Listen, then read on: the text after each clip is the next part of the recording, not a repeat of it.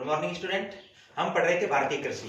भारतीय कृषि में हमने खाद्यान्न फसलों के बारे में पढ़ा और खाद्यान्न फसलों में हमने विशेष रूप से गेहूं और चावल के बारे में पढ़ा। आज हम मक्का के बारे में पढ़ते हैं। देखो, अगर हम मक्का की बात करें तो मक्का जो है वो एक प्रमुख औद्योगिक एवं खाद्यान्न फसल है और इसका इस्तेमाल जो है ग्लूकोज और स्टार्च बनाने वाले उद्योगों में कच्चे माल के तौर पर इसका इस्तेमाल होता है।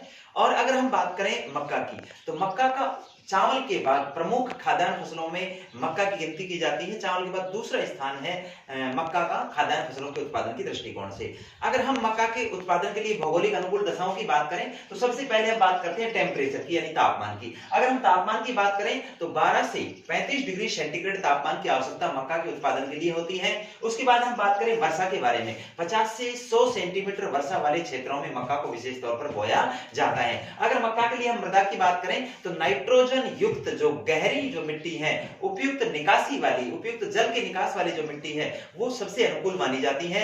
अगर उसके बाद हम उत्पादक क्षेत्रों की बात करें, उत्पादन क्षेत्रों की हम बात करें तो उसमें आंध्र प्रदेश, कर्नाटक, राजस्थान, उत्तर प्रदेश और गुजरात, ये पांचों के पांचों राज्य मिलकर संपूर्ण भारत के मक्का उत्पादन का 60% उत्पादन करते हैं।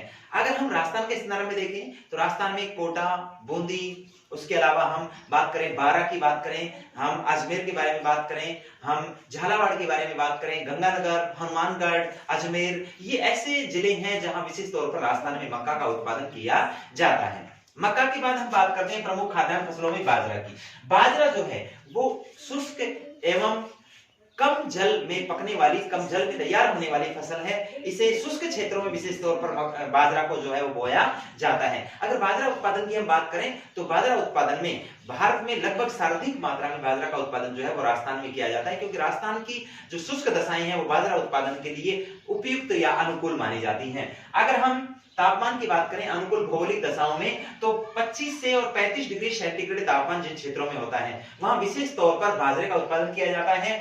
वर्षा की मात्रा 50 सेंटीमीटर से कम हो। हमने आपको बताया कि शुष्क प्रदेशों में बाजरा विशेष रूप से बोया जाता है और बाजरा जो है उसके लिए 50 सेंटीमीटर से कम वर्षा की आवश्यकता होती है, यानी कम जल में पककर ये फसल तैयार हो जाती है। अगर मृदा की बात करें या मिट्टी की बात करें तो इसके लिए बलुई मिट्टी जो है वो, हल्की बलुई मिट्टी जो है वो सबसे ज्यादा उपयुक्त मानी जाती है।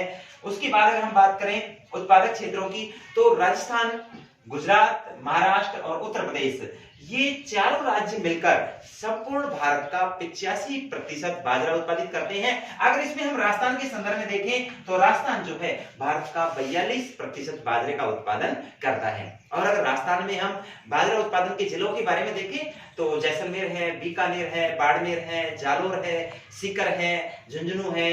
विशेष तौर पर राजस्थान के बारे में बात करें, गंगानगर, हनुमानगढ़, बीकानेर, ये प्रमुख ऐसे जिले हैं जहां विशेष तौर से राजस्थान के अंदर बाजरे की फसल का उत्पादन किया जाता है। और बाजरा एक शुष्क श्रेणी की फसलों के अंतर्गत सम्मिलित किया जाता है। खाद्यान्न फसलों में इतना ही है। इसके बाद हम औद्योगिक फसलों के बारे में नेक्स्ट क्लास में पढ़ेंगे। धन्यवाद।